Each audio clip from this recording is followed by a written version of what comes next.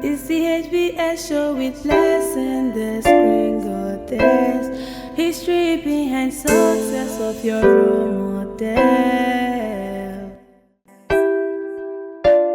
Yeah, Oluwa lifted me higher. Oh, now they wanna eat with me.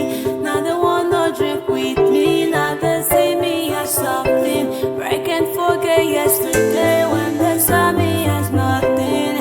No one knows tomorrow, brother. No one knows tomorrow, sister. No one knows tomorrow, mama. No one knows tomorrow, Baba. Yeah.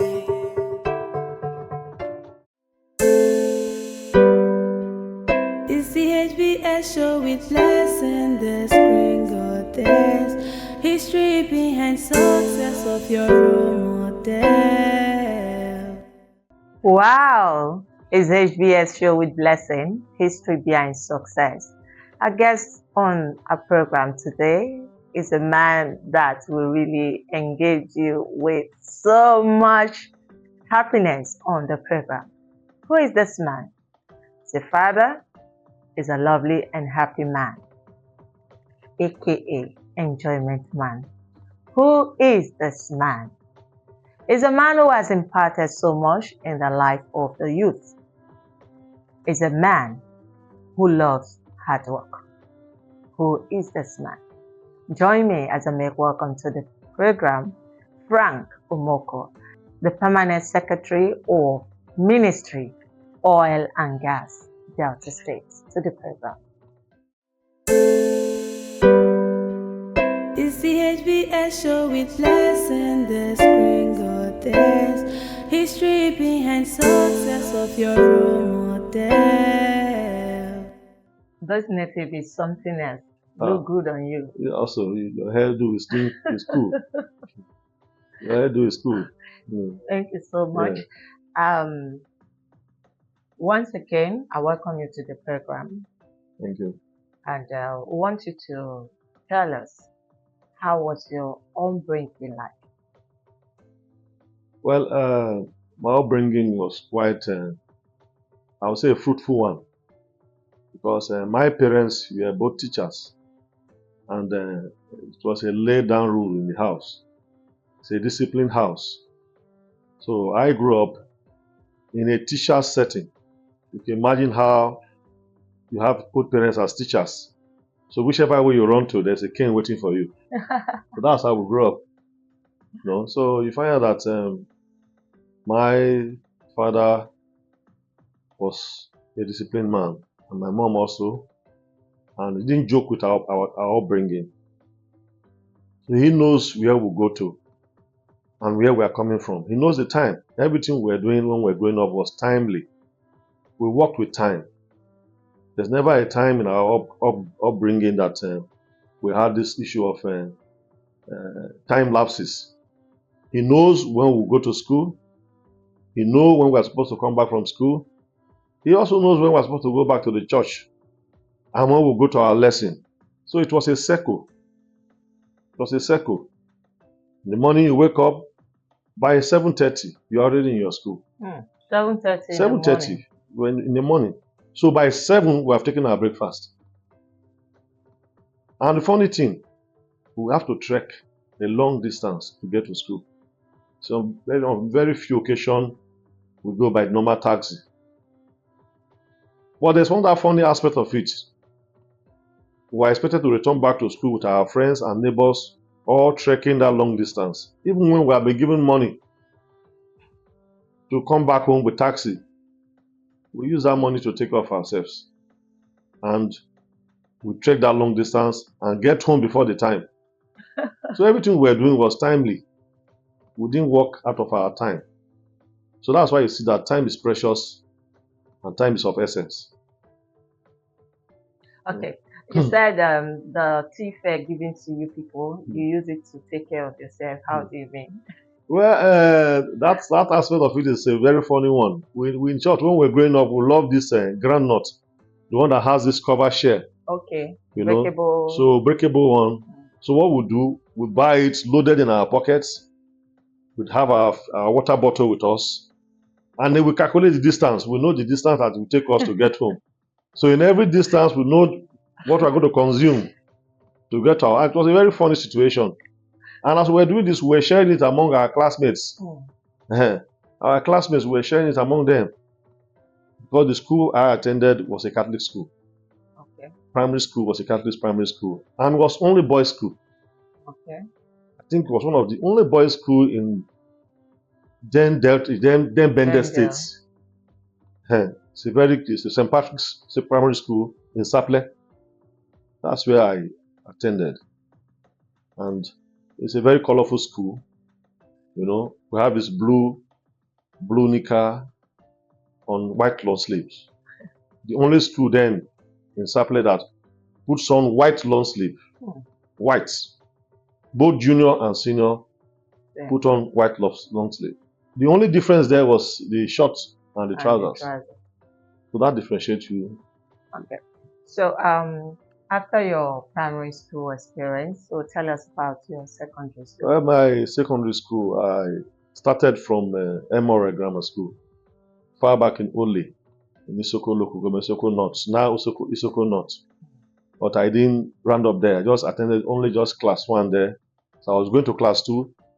I returned back from Ole to Saple in the Kotiebo Grammar School, Ebo Grams. That was where I finally finished my secondary school. So I'm a product of Kotiebo Grammar School, Saple. And it was a very funny situation while growing up in that school, because we landed in class 2 and found out that this issue of senior being recognized in school was there. The seniors and the prefects in school were really doing their work as seniors. They go around to ensure that students are in their classes. And we find out that the discipline was there. We were flogged. And our parents did not come to challenge our teachers or our seniors. Not like nowadays, if you flog a child, the mother will come and fight in the school. So it was not so. The cane was a paramount weapon being used on us. It was a symbol of discipline. So nobody sees it as if you are oppressing a child. The oppression was not there. It was a normal routine. So it was something that initially we were looking at it as being tormented, but from the angle of discipline, we didn't see it as such. And we did not raise any. Even when we get home, we won't tell our parents that we were flogged. We keep it to ourselves.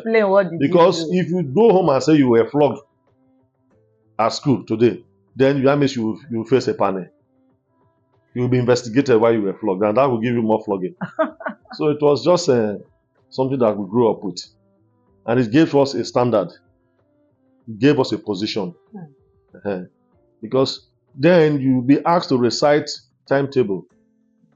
You know, not like now, a child of SS3 cannot recite timetable from 1 to 12. Very few. So in our days, it was something that we started right from primary school. We repeated it again in secondary school, most especially class 3. That is where you cross. You know whether you're going to be a science student or you are going to be art student or social science. You know, that was where the demarcation began to arise. So it was something that at that stage we knew where we were going to. Everybody now knows that you are good in art, move this way. You are good in science, move this way. So that was how we separated ourselves. Okay, so what made you choose the course you chose in the university? Actually, what really made me to choose the course was that I read applied geophysics, and I felt that I wanted to be in the exploration industry and also to add to the value of the petroleum sector. So that was my major focus. I was really interested in petroleum, you know, being the major weapon of Nigeria as a country. So I decided to dive into it, and as God will have it, I graduated as BSc Hons, Applied Geophysics, from the then Edo State University, Epoma. Okay. now I'm Brusale University. So tell us, how did you get into the civil service? Well, I got into the civil service the year 2002, April precisely, 15th April, and it was through normal advertisement. I applied and then we were called, we were interviewed, and our name came out. We came to check, the name was on the list, and then we started. I started with Ministry of Water Resources, stayed there briefly, and was transferred or secondment to the Ministry of Environment. And I worked effectively with the Department of Ecology Department in the Ministry of Environment. I worked there for about 18 years.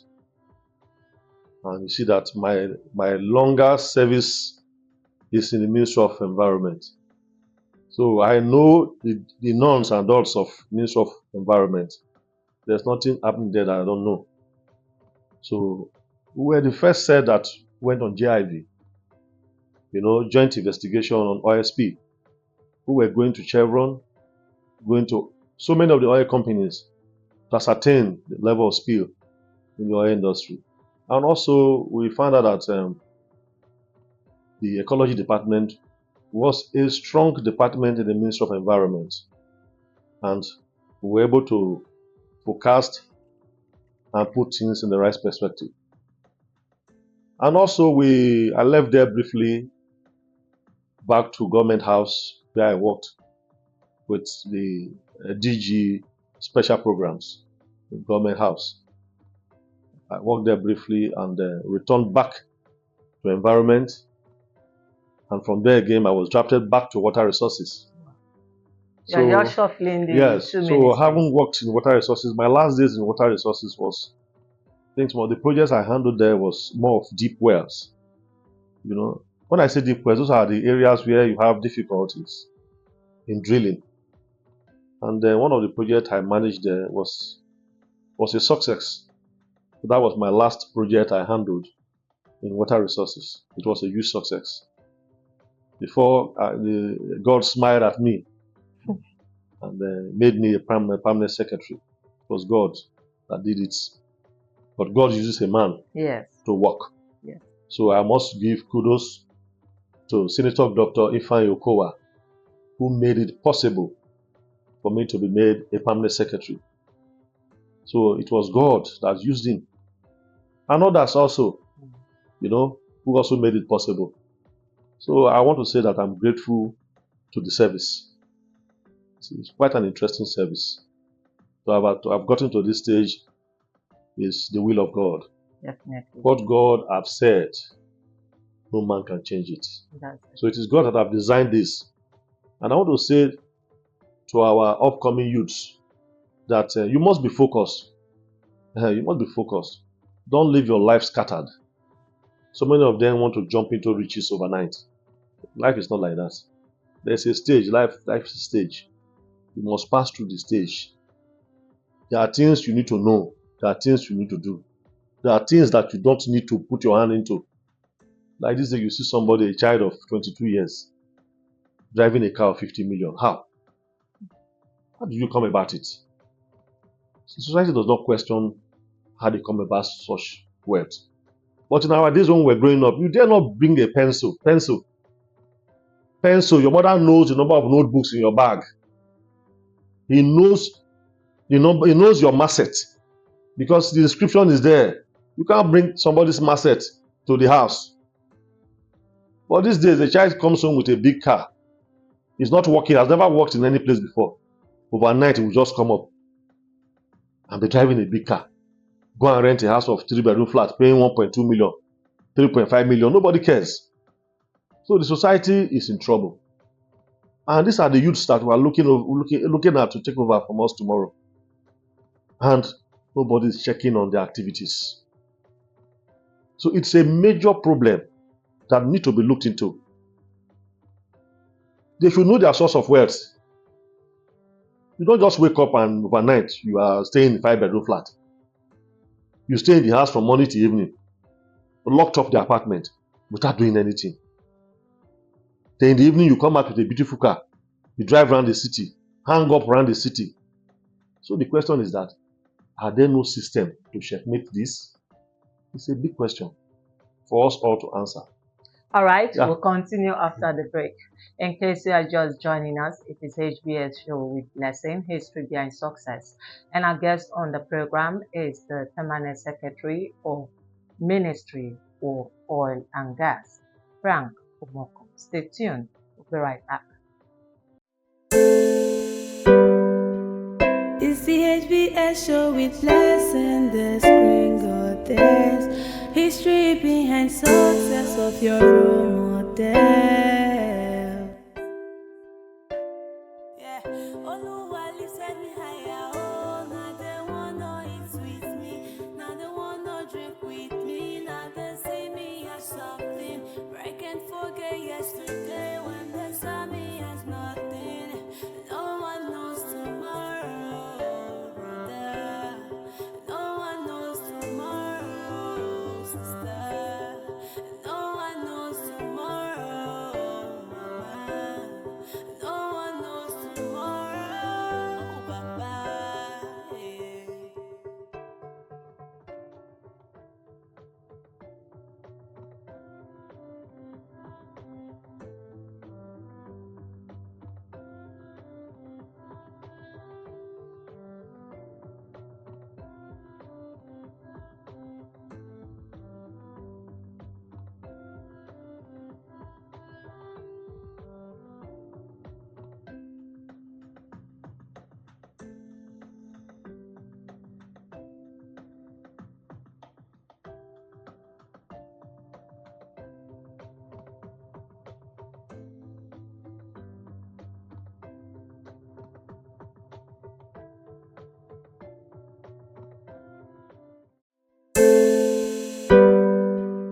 It's the HBS Show with Lesson, the screen goddess. History behind success of your role model. Welcome back. You're still on the program, HBS Show, History Behind Success. Don't forget to like and subscribe to our YouTube page, HBS Show with Lesson. Before the break, a guest was saying that are there no place, are there no system to checkmate our youth from derailing? Do you think there is any such system in place in this country? Well, the system is there, but the question is that it needs to work effectively. Okay, so what is the system? We have the legal arm of government. We also have the society. Society needs to play a good role. When I say the society, I'm talking about the parents. The parents should stand up to the responsibility of ensuring that they know what their children are doing. First of all, we'll start from there. We'll start from the home front. The home front should be able to say, my child is a medical doctor. He went to social school, he finished from social school, and he's now working. And this is where he's working. But whereby you don't know, you don't care the going out and coming in of your child. Tomorrow the child comes home with a very big car. And you are now celebrating. What are you celebrating? What do you know about the child? So first of all, we'll start from the home front. Before we now move it to the society, the bigger society, that is government. So government and the armed forces, they need to play the major role by knowing that this is what you need to do at this point in time. You have a car, a big car like this. Where do you work? Here's your records. There should be a system, there should be a database to checkmate the system. If database are put in place on every individual, we'll be able to know who is who in a small community. We don't know. Because if somebody who is dealing on wares, for example, in a small community, everybody knows that this man sells wares. Yes. So tomorrow, if you see the man moving up, you know that this man is a major dealer in wares. It's a business person. But not overnight. Somebody will just jump out and say he's this and that. So God it's a has major, blessed him. problem. He said that God has They blessed say him. God has blessed me. Then you go and give thanksgiving in the church. And funny enough, some of these pastors, they will support those activities. Some, they don't care.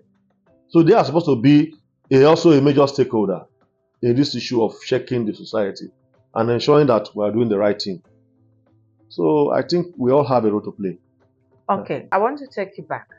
You know, you just told us what you read, which concerned oil and gas. Yeah.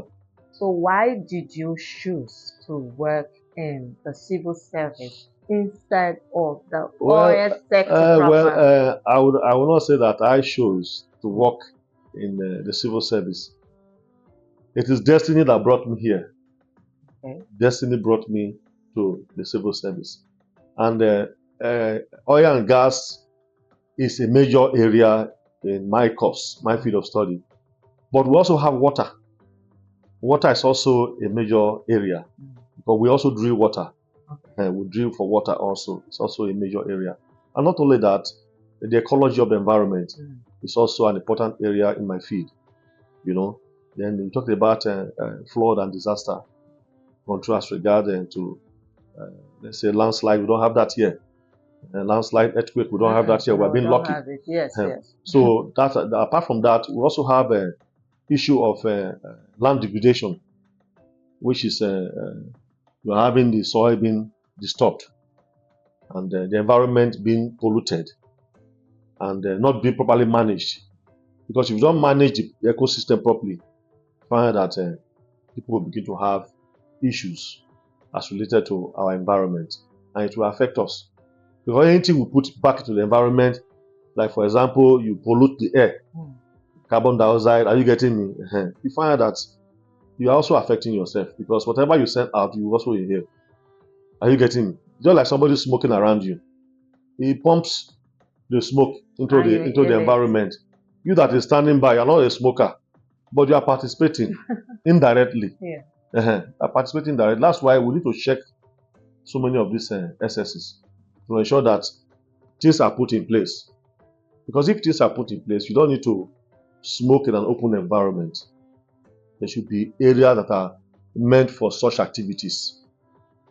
And our children will begin to learn good habits.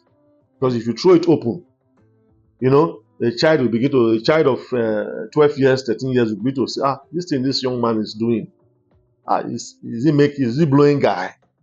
You begin to find interest in it. But if these things are secluded, are you getting me?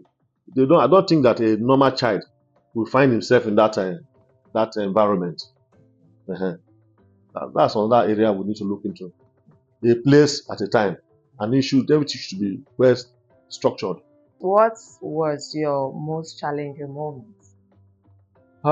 Most challenging moment. I don't really remember now. The government has taken over the whole. Well, okay. I would say I can remember a few of them. Yeah, I can. Okay. I remember when I was in environment. I haven't worked for 18 years, and my director was having a few years to go, and my colleagues now saw it as they were afraid, because I was senior to them in grade level. But when we came in there, they never saw us as strangers. They saw us as one of them. But unfortunately, when the time came, they now saw that we were getting close to power. They said we should return back to water resources. I haven't worked here for 18 years because I will soon pick the mantle of leadership. People are now saying we should go back, that we're no longer part of you people. We are no longer useful. So it was a pain. Are you getting me? Because it's like the marriage that was sweet. And now, all of a sudden, because honey is going to be shared by tomorrow morning, you now said the honey cannot be meant for all of us. But all the same, God has his way of doing things. And it's not a big deal. You know, I also have that same experience when I came back to water resources. I was next to my director. I was next to my director. As a deputy director, then I was next to him. And he was having 6 months to leave before the PS there was transferred to power and energy. After a while he was transferred, I was not acting as the director, while he was functioning as the PS. We found out that the man did something that was so funny that we all saw that it was an act of wickedness. He moved 2 of my juniors, took them to another department, and brought 2 of my equals, but senior to me, in resumption to my department, so that I cannot be a director. And he did that and succeeded. So my juniors now are now acting as directors in another department. Yes. 2 of them were acting as they were already functioning as directors there, and brought my equals to people I'm level 16 with, and brought them to my own department where they are now my seniors. So I was just there hopeless.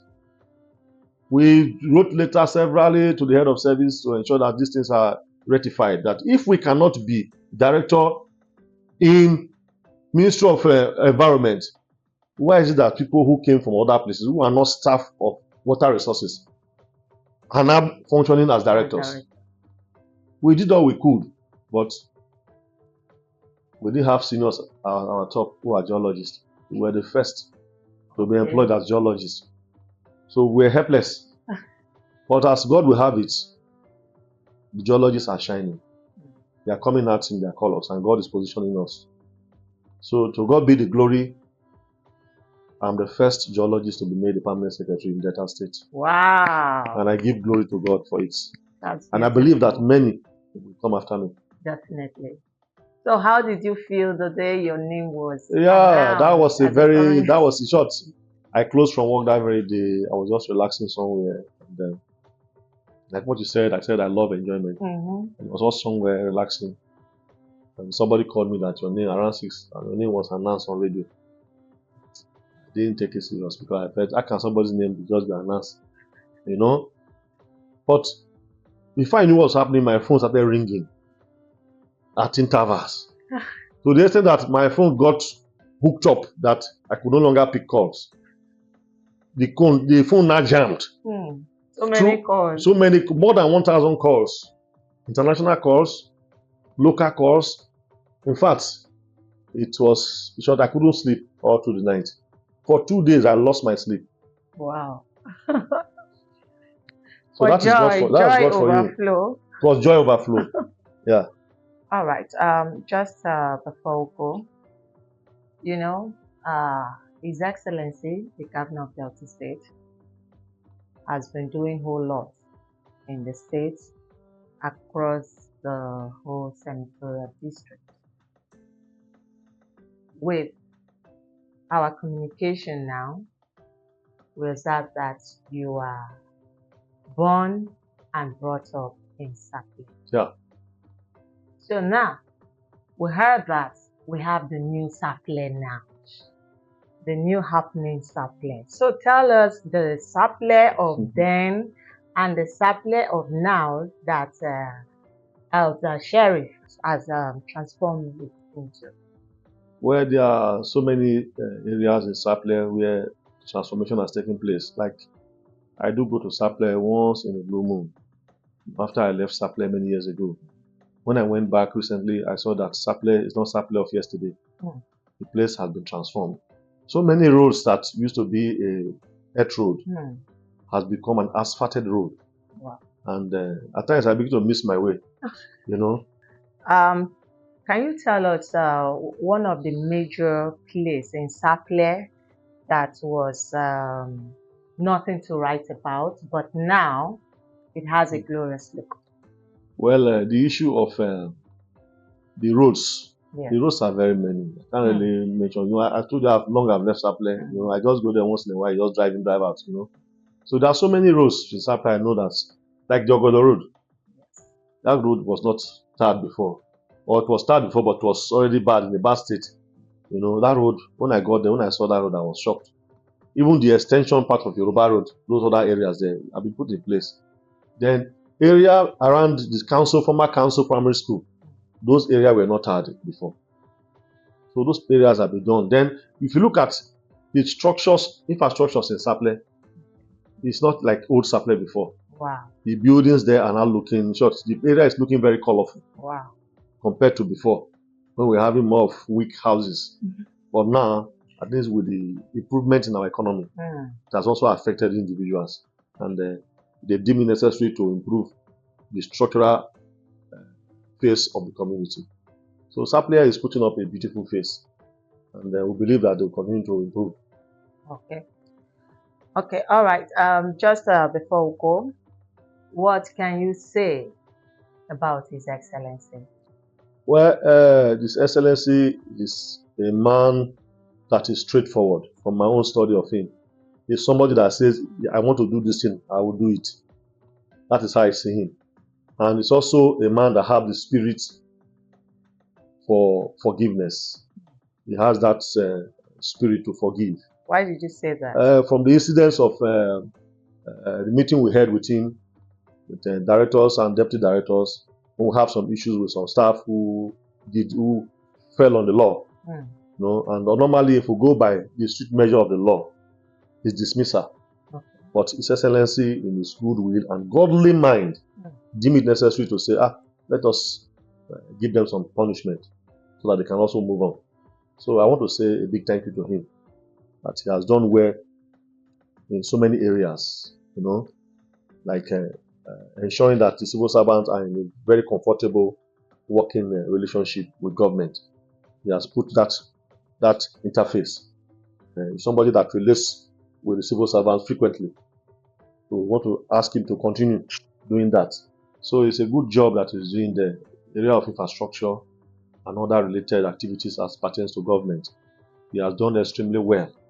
Even in the area of oil and gas, he has given us a marching order to ensure that activities in the oil industry is well focused and unchallenged.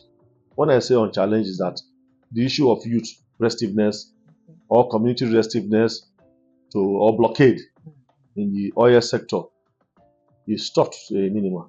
Okay, can you just tell us what one of the challenges you had before in the oil sector that through his intervention is okay now? Well, one of the areas that he has ensured that there is peace in the operation of the oil industry. He has given the ministry a marching order to ensure that the settlers and the communities work harmoniously. So long he has put that system in place, we find out that production is being increased daily. So because he has positioned the office, it's his own office, we are acting on his behalf. He has positioned his policy. Okay, so to ensure that what was it that is making them to have challenge before? That's mistrust between the stakeholders and the settlers. Before there was no cordial working relationship. They throw anything at the community at will. Okay. But now there is a system that government has put in place to ensure that there is this working relationship between the stakeholders and the settlers. So you find that as that system is in place, you now know that if you stop people from working in an oil industry in your community, you are changing yourself. So if you destroy any pipeline in your community, there's a law that you must pay back. So it is better for you to encourage production. So when you encourage production, the OPS that will comes back to the community in full. For example, you have an oil industry in your community, and every now and then the youth market women will mobilize to stop the operation. By stopping the operation, you are reducing your pocket. So knowing that, putting that in your mind, having that in your mind, it is better we sit down and discuss the problem and find a solution. Every problem has a solution. Yes. So if we go with that mindset that we can sit down on a round table top and sit down and discuss this issue, there's no point in going to there and stopping work, because the thing can be hijacked by hoodlums. You might be having a genuine reason to protest. But hoodlums can hijack it, destroy pipeline, cause problem. They can even kill. So what we are preaching the crusade that dialogue. Come to the round table. Let's talk. We'll get the problem solved. We have solved so many so many issues pertaining to the settlers and the stakeholders. Can you just tell us one of them? Yes, one of them is the issue of Ozoro, OM 26. In the past, they were having issue with one of the contractors, and thank God we were able to resolve it. So many of them we have stepped into. There are very many. The records are there. So we have been able to ensure that our stakeholders and our oil communities, our companies are working harmoniously to increase production. And it's the bedrock of our economy. So what we are doing here is to ensure that production goes up daily so that our environment can be developed. Okay. What's your opinion about Mondola Refinery being started in Delta State? Well, modular refinery is a good way of helping production. It's a good way of helping production. And we believe that the system will work better if we encourage them. And by so doing, with time, I think the prices will become normal. Because there will be a lot of competition. There's a lot of competition, and you find that when there's competition, the monopoly will be reduced. Yes. So, like the recent refinery we now have, the one of Dangote, it's really helping us. Is that? Yes, you find that the prices are going down. Gradually. And we believe that it will continue to go down. Definitely. For Nigerians to be more comfortable. I think they are getting the dividends of democracy from this present dispensation.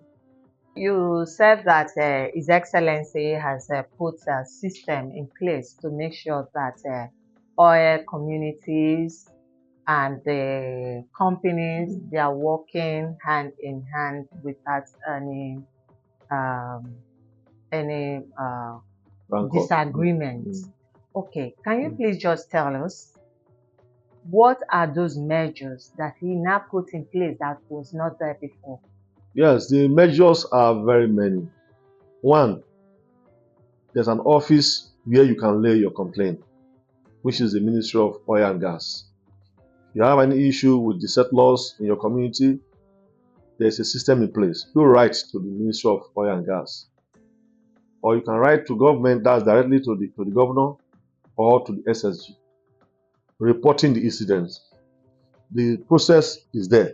The file will be minuted, the complaints will be minuted to us. Okay. But if you write to us directly also, the matter will also be treated, whichever way it goes. So we always advise the stakeholders to ensure that they state their problems clearly as it is. And they must be very factual about what they are saying. You don't just lay an allegation that you cannot substantiate. If you are laying an allegation, lay it clearly.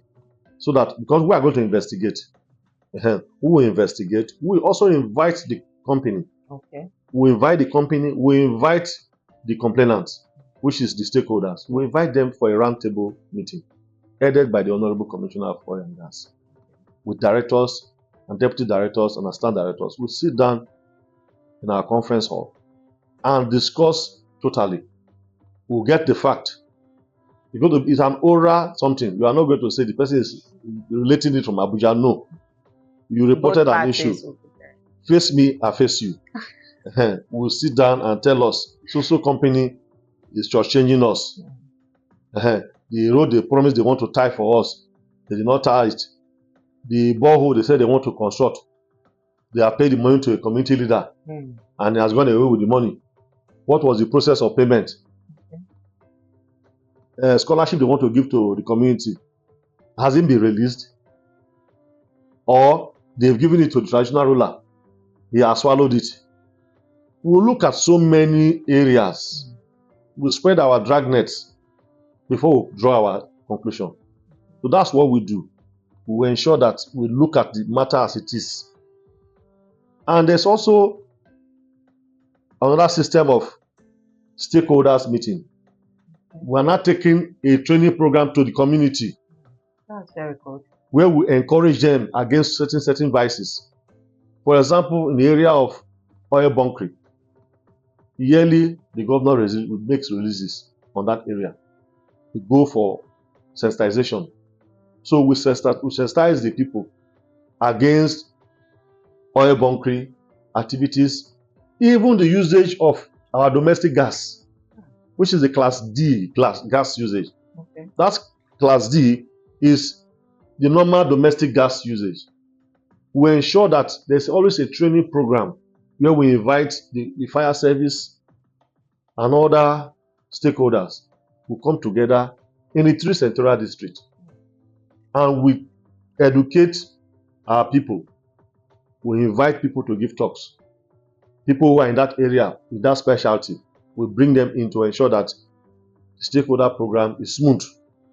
And we encourage them and teach them what they should know, how they should handle gas cylinders. When there's possible explosion, tell them, don't bring gas cylinder close to where they are frying akara. You can't put somebody who is doing wedding just 1 meter away from somebody who is selling gas. The two cannot go together. That's true. Anywhere they have an open fire, we don't encourage it. So we gospel on that area. We teach them, very careful. Then when your cylinder is leaking, you don't need to start patching it. Dispose of it.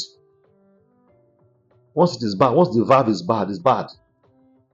Because by trying to amend it, trying to do it in a way that, because of poverty level, you want to manage, you are putting your life at risk. You are putting your life on the line. Because if that thing goes off, you are not alive to testify. So you said the list are more. So I just mentioned very few. Are you getting me? Also, you can also visit the company also.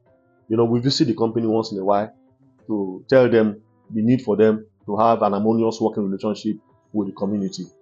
And also the project that they are promised, their social responsibilities, we'll make sure that they really carry it out. Because if you carry those social responsibilities out, there won't be any room for an issue. Just last week here, we handled an issue, 2 issues, from Heritage Oil. They are having some issues with their community, their stakeholders. We invited them here, and we were able to resolve it. The ones who could not finish, we postponed it. We gave them a day to come back, because we are going to carry out investigation on it also. A private investigation. We will know the details, both from the company and from the community. Okay. There's no hidden place for that. We will get to the root of the matter and we will resolve it. Okay. So can you just pinpoint the major challenges that the stakeholders were having? Well, one of the challenges they are having is that when the company, the state law, make promises, not promises, when they make agreements, they don't keep to it. Most of them don't keep to it. They'll just be drilling. They'll just be telling them we are postponing the evil day. So when you have said you will do X, Y, Z, put it in place. You've promised the community that you are going to take 5 of their graduates. Give them the slot. Don't put bottlenecks. So these people, they come with so many funny bottlenecks. We'll keep on talking one thing over and over again. But until they learn to do what is right, it will not be funny. Because the communities are angry. Now these people said they will do X, Y, Z, but they are not doing it. You invite the company and tell them, this is you are promising your former GMOU that is still hanging. It has now been moved to PIA. Are you getting me? Yeah. Okay, make this fund available for them to work. You will see the man that has given out his daughter out, still ties a rope to his waist. So you find that there's just like hide and seek game they are playing with the communities. And it's not good enough. For the system to work, what you have promised the people, put it in place. If we do that, I don't think we'll be having issues. We will now go to bed. But now there's no way you can go to bed when the people are saying A, they are doing B. So the company should sit up and do what is right. Okay. Yeah. All right. So tell us, how did you meet your beautiful wife? Well, I met her in church. And that was far back at Saple. Okay. I made up my mind that I wanted to get married, Mhm. and I started searching. That was how I met her. Met her in church, and I drew attention to it. That was how she granted the consent, Wow. and we moved on. So how do you spend your social time and work? Well, Because I believe you're a very busy person. So how do you manage it actually, my to? office is a very tasking office, and it's a busy office. Most times I stay in the office till around 7.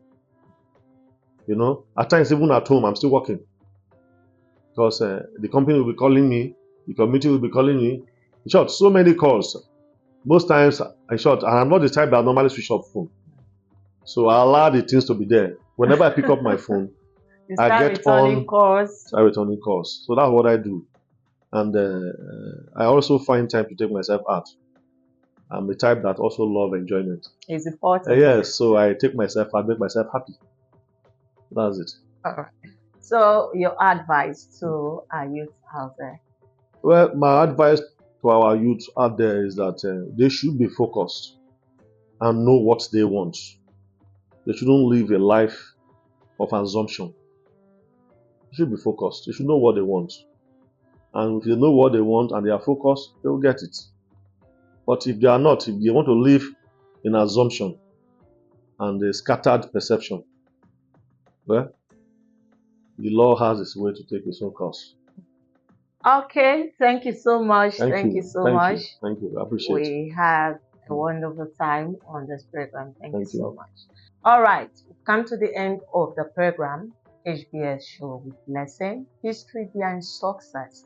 Don't forget to like and subscribe to our YouTube channel, HBS Show with Blessing. And my guest has been Frank Omoko, Permanent Secretary, Ministry of Oil and Gas, Delta State. And no doubt, you've learned something from what he said today. As for youth out there, he said you must be focused and determined. Choose good friends to work with. Do not live your life anyhow. And he also said that parents have major role to play in the life of his or her children. Make sure you checkmate them. Ask questions. Be friend to your child. Be friend to your son so that they can relate things to you and also you can advise them properly. My name is Blessing Ofunmiya. Do it again. Don't miss it for any reason. It's the HBS show with Blessing, the screen goddess. History behind success of your role model.